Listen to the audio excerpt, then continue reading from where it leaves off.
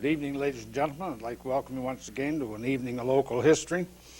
And again this evening, as last month, I have as my guest Don Cosens, that very knowledgeable young man and knows more about St. Thomas history than anybody else in town. And again, we're showing you some of the slides from the Cameron collection, that famous collection of pictures which Sheriff Ian Cameron collected over his lifetime, and which he insisted should remain in St. Thomas for the benefit of St. Thomas citizens. Don, I appreciate you take time out from your busy life, lodge and everything else, auction sales, to come here. And we're going to start right off the bat. Last time we started down on the far end of Talbot Street, the west end, and we got about as far as the Merchants Bank. And we're going to start, that is the Merchants Bank. Yes, I'm going to start with the Merchants Bank. As soon as I get that picture on the screen, we'll start talking about it. There you are. Don, what about that Merchants Bank? Well, this picture is from 1875. It's at the southeast corner of Queen Street and Talbot, where the Shell service station is today. It was, in later years, at least before it was torn down, the YWCA for quite a few years until the present Y was built in the 1930s. Now, why would they take down an elegant building like that, I wonder? They took it down because the service station came to town, and we lost many of our corners which had, as you say, elegant buildings on them, went.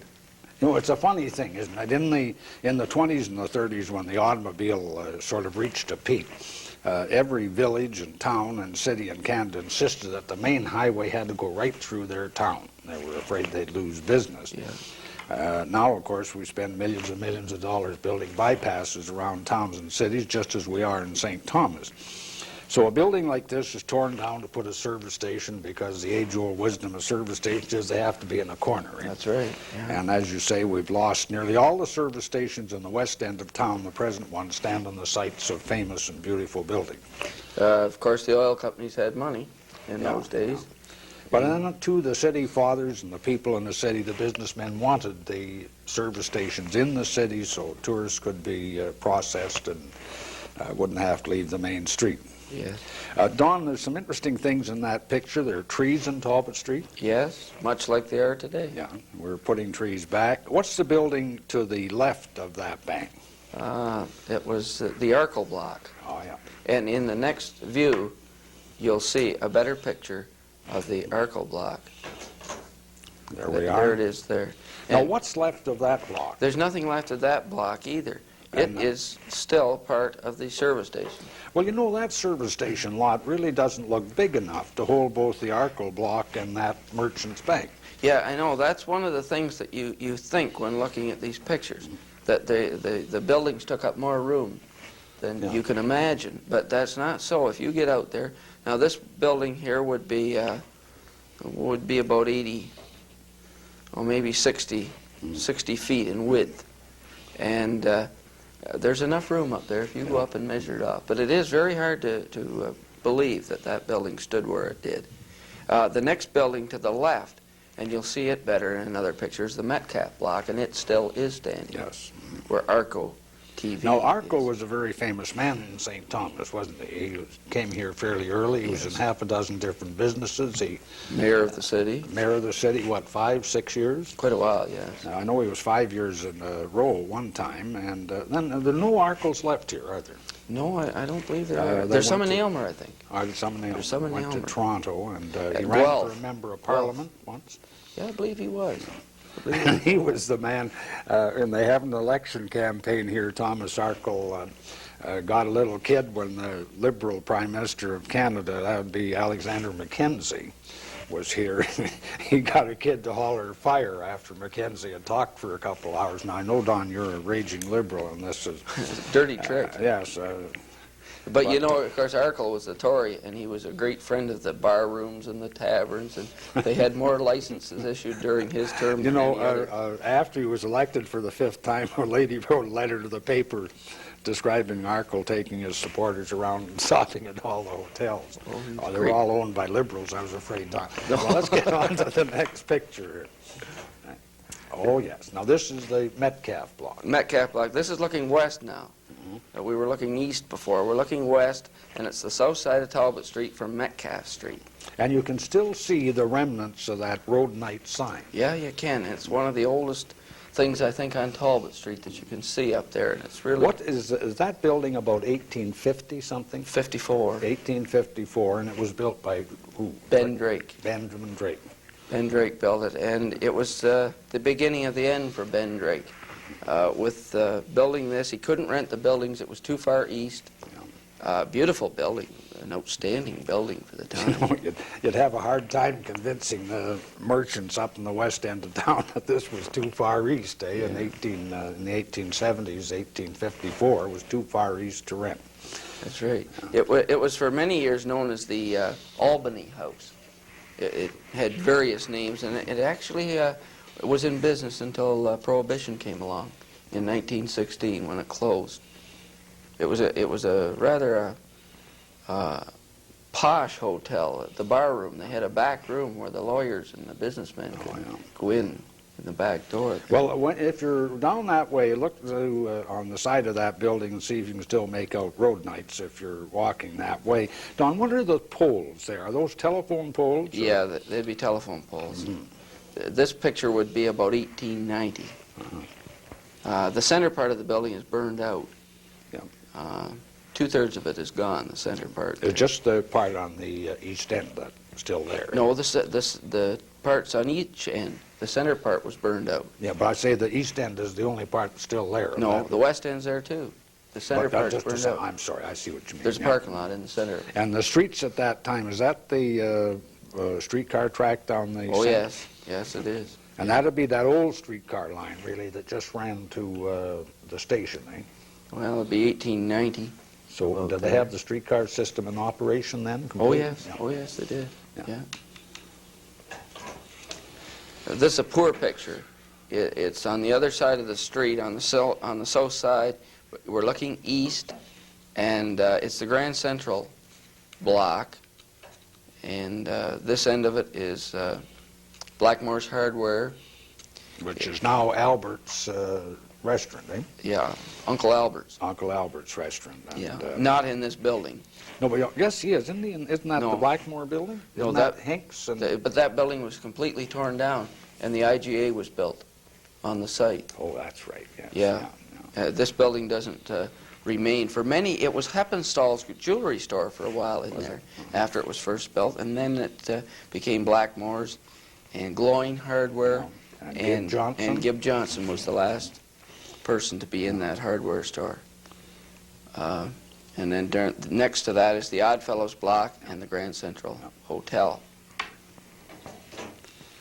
The same building looking westward, the south side of Talbot Street. This is the Oddfellows Block looking towards the corner, and you can see at the right-hand side in the background the Road Nights Hotel there, too. And now the top story was taking off both that Oddfellows building and the green yes. block.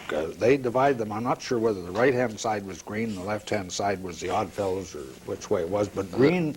The right-hand side was the Oddfellows. The right-hand side, the Oddfellows, and green built the other part. And then they took the third story off when? Do you remember when that was done? When they put the IGA, about the time they built the IGA. Oh, I see, Not too long ago. No. Maybe 15. It has some elegant stonework on that building still above the windows. Quite and so on. ornate, Yes. quite ornate. The highest part there that you can see is the Oddfellows Block. I see. In there. These pictures aren't probably coming over very well because they're not very good to start with. Well, most of these pictures would be from those old stereopticon slides. No, this particular one here is from an advertising card, and you can just see the top part sticking down there. Oh, I see. It hasn't been blocked out. There's been no artwork done on that one for sure. Now, this is the center part, the Oddfellows part of that block. Just the Oddfellows building. Now, people looking at it today will see the ground floor and the second floor. The ground floor, of course, is all messed up with modern front on it. Yeah. But the second floor still keeps that window design. And Yeah, so you on. can still recognize this from the second floor. Yeah. The top floor's gone, and the bottom part has changed Yeah. drastically, but the center part is still the same. And this is the Oddfellows Block. Chandler was a bookseller on the left-hand side there. And this, too, is part of the block, the green block. Murray was a tailor in St. Thomas for many years, probably 50 years. Yes, you see his name in the newspaper advertisements a great deal. Yeah, And he employed quite a few people, didn't he? Well, I think the tailors did in those days. Yes. I think they had probably 10 or 12 people working for them. Well, I think Carey in his store had a sort of seamstress department. I remember reading the account. He had about 20 girls working in there. But this tailor here, they would make their suits from scratch here. Oh, yes, definitely. They were all like made-to-measure suits, and yes. You know, that was still being done in St. Thomas up until just after the Second War. Well, you could Thompson used to make. That's he's still in business, and yes. But he used to make. I remember Don Thompson's uncle. He was an older man when I knew him, but he could still make a suit of clothes and would make a suit of clothes up until after the Second War. Now, this is the interior of the West End Imperial Bank. No, Don, really, it looks like a saloon bar, elegant, rather than the inside of a bank, doesn't it? I don't know what makes me think it looks like a bar, but I guess that bar in the front. I think that bank opened, it was certainly in the 70s, maybe about 1876. And the gentleman in the foreground is Matthew Gilbert, who was the manager of that bank. He was a moneylender here in town and in that building. And the bank came in and made a deal and appointed him manager of the bank in the mid-70s. He was manager until he died in 1908. Was he really? They built a branch down around the turn of the century at Princess Ave. Which is still... It's still there. And he was manager of that branch, too. Well, this is the building that, who was it? The art gallery's in now. Yes, the art gallery stands there now. But this was the building was built by the same builder and the same man as that big, elegant house next to it. Next to the art gallery and the office. Dr. Guston's house. That's right. Guston built this building, and he built the house, and he built his office. And it was originally a three-story building. Yes. And it was what was the precursor of the library? The Mechanics Institute was in this building in the early 70s, too. Oh, yes. But it's a strange-looking bank, wouldn't you think? Well, somehow, to what we're used to. Probably typical of the day. Yeah. I don't know. Not too many women in there, I'll tell you that. No, it'd be all men clerks, wouldn't Yeah. they? Women didn't work in the banks then. Yeah. Now, this is in the same block, north side of Talbot Street, right across from the Grand Central Hotel. And it's Sutherland Shoe Store. And Sutherland Shoe Store is still being carried on today by Mugford's. Yeah. But who's in that building right now?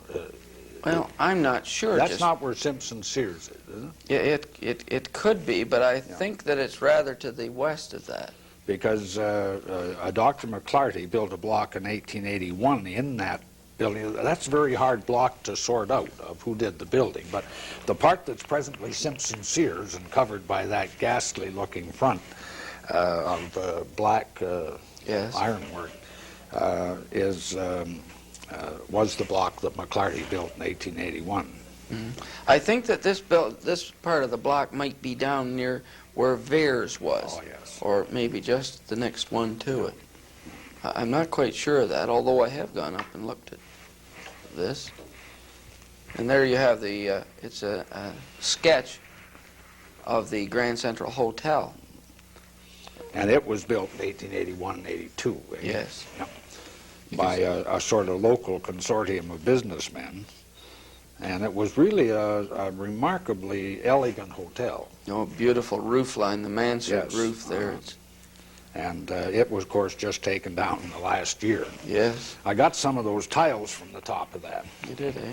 Yeah, they were about 4 feet long and 1.5 feet wide. What, the tiles on the mansard? The tiles on the mansard roof. Is that right? Yeah. Well. And this is where the present development is supposed to go in, and I guess the land board meets when, this Monday, or it did meet? I don't know. This week to decide the 5 residents who have houses behind the former Grand Central are objecting to the city expropriation of their property. Mm-hmm.